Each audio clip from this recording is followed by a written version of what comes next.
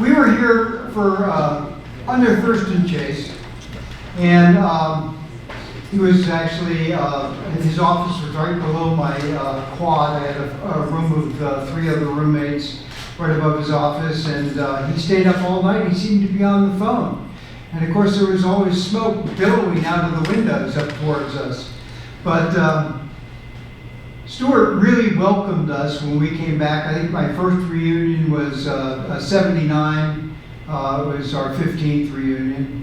And I've got a couple of characters with me here on both sides. I'm going to introduce Walter first because John will go on. But John was here the longest. He was here for 5 years.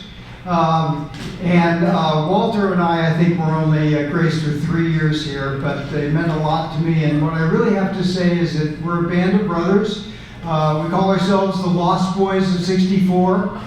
JFK died in our senior year. We all remember walking up here from the dining hall where we learned about that. And you know, it was a tumultuous time in the 60s, and we all come through it, and we all still embrace each other. And there's only 11 of us back this time around, but I can tell you there's at least another 10 who would have been here, but they had valid excuses, and I made them tell me exactly why they couldn't be here. So here's Walter, all the way from Texas, and he told me he had to tie the bumper onto his pickup truck and drive for a few hours to get off the ranch. Here he is. That's an incredible story, and I'm always embarrassed by embellishments. But I came here as a very shy little boy from Texas. This was my second go-round for the 7th grade. In those days, in the early mid-60s, diversity was done geographically. So they decided, well, we'll get a couple of dozen boys from Texas and put them back a year, and we've got a group that's diverse.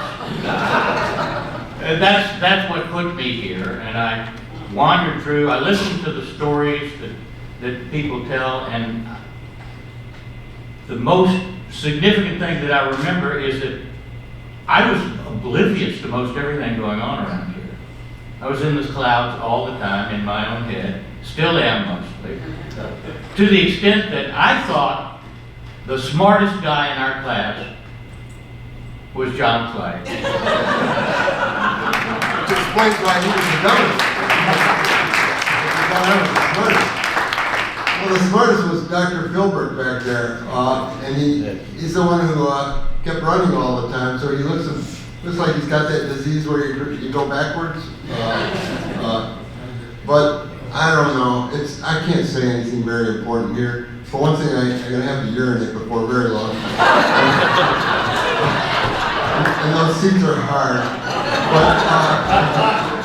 but it is like coming home. So many people have talked about family, and I've had experiences in the last few months that have really taught me the importance of that. I realized that I've been searching for brotherhood my whole life, and I've been getting it lately from my brother actually, and I realized that this is my family too, and you know, we are your sons and brothers. We are all brothers here. And so let's all remember that when we're doing our estate plan, because